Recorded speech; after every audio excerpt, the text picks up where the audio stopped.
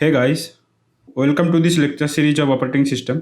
तो इस लेक्चर में हम लोग डिस्कस करेंगे प्रायोरिटी बेस्ड शेड्यूलिंग के बारे में।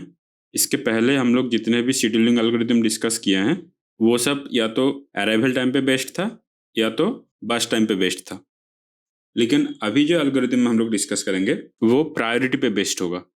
तो यहाँ पे क्या होगा कि हर एक प्रोसेस के साथ एक priority value as a feature पहले से ही दिया रहेगा। तो एग्जाम्पल देख लेंगे कि let's say P1, P2, P3 है, मेरे पास 3 प्रोसेस, और इसके साथ ही हर एक प्रोसेस के साथ एक प्रायोरिटी वैल्यू आएगा।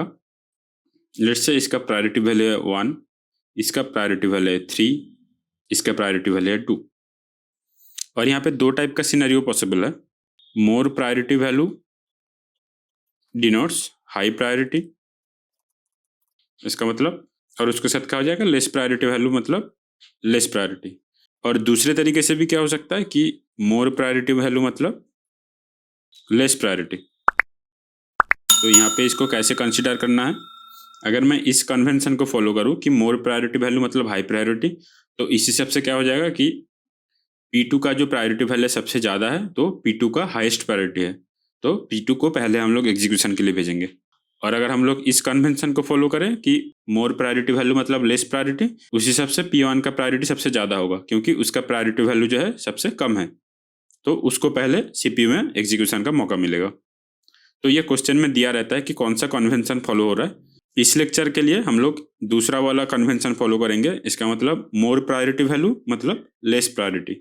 तो इसलिए यहाँ पे P1 का प्रायोरिटी सबसे ज़्यादा है, उसके बाद प्रायोरिटी आएगा P3 का, उसके बाद आएगा P2 का। क्योंकि P2 का प्रायोरिटी वैल्यू सबसे ज़्यादा है तो मतलब उसका लेस प्रायोरिटी है, P1 का प्रायोरिटी वैल्यू सबसे कम है तो उसका सबसे ज़्यादा प्रायोरिटी है। तो इस कन्वेंशन से ऑर्डर क्या होगा एग्जीक्यूशन का, पहले P1 जाएगा, उसके बाद जाएगा P3, उसके बाद जाएगा P2। हम लोग इसको प्रायोरिटी के बेसिस पे CPU पे भेजेंगे। तो इसके बारे में कुछ पॉइंट्स देख लेते हैं कि job with highest priority is executed first. तो जैसे कि हम लोगों ने देखा कि इस प्रायोरिटी वैल्यू के हिसाब से और कौन सी कन्वेंशन फॉलो हो रहा है उसके बेसिस पे हम लोग देख लेंगे कि किसका प्रायोरिटी ज़्यादा है किसका प्रायोरिटी कम है, और उस हिसाब से हम लोग जिसका भी प्रायोरिटी सबसे ज़्यादा होगा उसको हम लोग पहले एग्जीक्यूशन के लिए भेजेंगे। दूसरा पॉइंट क्या है कि if all the jobs have same priority then execution order is decided based on the arrival time. तो अगर ऐसा सिचुएशन हो रहा है कि जहाँ पे 2 जॉब का प्रायोरिटी सेम है तो हम लोग किसको एग्जीक्यूशन के लिए भेजेंगे, जिसका अर्ली अराइवल टाइम है। जो पहले आया है उसको हम लोग पहले एग्जीक्यूशन के लिए भेजेंगे, जो बाद में आया है उसका एग्जीक्यूशन बाद में होगा। और ये जो है एक नॉन प्रीएम्प्टिव एल्गोरिथम है। इसका मतलब जो जॉब एक बार CPU में चला गया वो पूरा का पूरा कंप्लीट होके ही CPU से निकलेगा, उसके बाद दूसरा जॉब को CPU में भेजा जाएगा। तो इसलिए ये एक नॉन प्रीएम्प्टिव एल्गोरिथम है। अब इसका एक एग्जांपल देख लेते हैं। तो यहाँ पे 5 प्रोसेस दिया हुआ है, इसका अराइवल टाइम, बर्स्ट टाइम, और साथ में जो है एक प्रायोरिटी वैल्यू दिया हुआ है जो पहले के एग्जाम्पल पर नहीं होता था।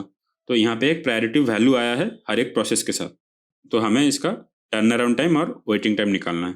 तो हम लोग हमेशा की तरह एक गैंट चार्ट बना लेंगे। तो हम लोग टाइम 0 पे शुरू करेंगे। टाइम 0 पे हम लोगों के पास बस एक ही प्रोसेस है P1, तो हम लोगों के पास कोई और ऑप्शन नहीं है तो बस P1 को ही भेजना पड़ेगा। ये एक नॉन प्रीएम्प्टिव एल्गोरिथम है, तो ये पूरा का पूरा बस टाइम जो है पूरा एग्जीक्यूट करेगा। तो 0 से लेके 2 तक ये एग्जीक्यूट होगा और ये पूरा एग्जीक्यूशन खत्म हो जाएगा। एट टाइम 2 हम लोग के पास कौन कौन सा प्रोसेस अवेलेबल है, P2 और P3। तो अभी हम लोग इसका प्रायोरिटी देखेंगे। P2 का प्रायोरिटी वैल्यू है 2, P3 का प्रायोरिटी वैल्यू है 5। और हम लोग कौन सा कन्वेंशन फॉलो कर रहे हैं, मोर प्रायोरिटी वैल्यू मतलब लेस प्रायोरिटी। तो यहाँ पे 5 2 से ज़्यादा है, इसका मतलब इसका लेस प्रायोरिटी है, इसका ज़्यादा प्रायोरिटी है। तो हम लोग P2 को भेजेंगे एग्जीक्यूशन के लिए। इसको कितना टाइम चाहिए, 3 यूनिट चाहिए। सो 2 से लेके 5 तक P2 का एग्जीक्यूशन होगा। तो इसका भी एग्जीक्यूशन खत्म हो गया। अप टू टाइम 5 मेरे पास P3, P4 और P5 अवेलेबल हो गया है क्योंकि इसका अराइवल टाइम 2, 3 और 4 है, तो ये तीनों आ चुका है। अब इसका हम लोग प्रायोरिटी वैल्यू चेक करेंगे।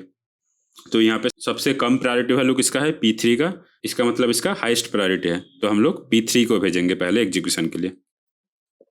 इसको चाहिए 6 यूनिट के लिए, तो 5 to 11 इसका एग्जीक्यूशन खत्म हो गया। उसके बाद 6 और 7 में से कम किसका है, 6, तो इसका ज़्यादा प्रायोरिटी है, तो हम लोग भेजेंगे P4 को।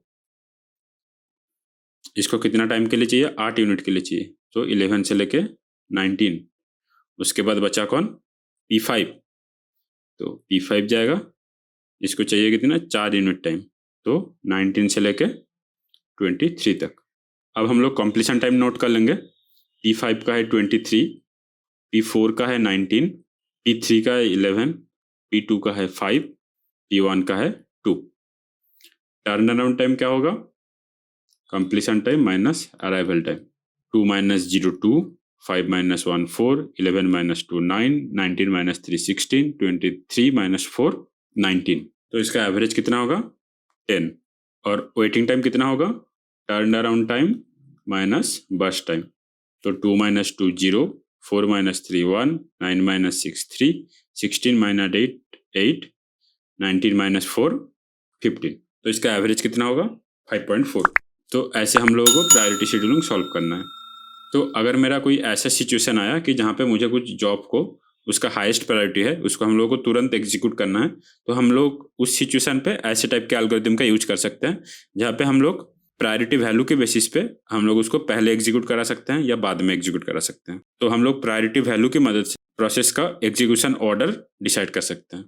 तो आज के लिए इतना ही। उम्मीद करता हूँ कि आप कुछ नया सीख पाए, और अगर आपको अच्छा लगा ये वाला लेक्चर तो प्लीज़ लाइक शेयर और सब्सक्राइब कीजिए। और अगर आपका कुछ डाउट है तो कमेंट सेक्शन में ज़रूर पूछिए, मैं आंसर देने की पूरी कोशिश करूँगा। मिलते हैं नेक्स्ट लेक्चर में, तब तक के लिए थैंक यू।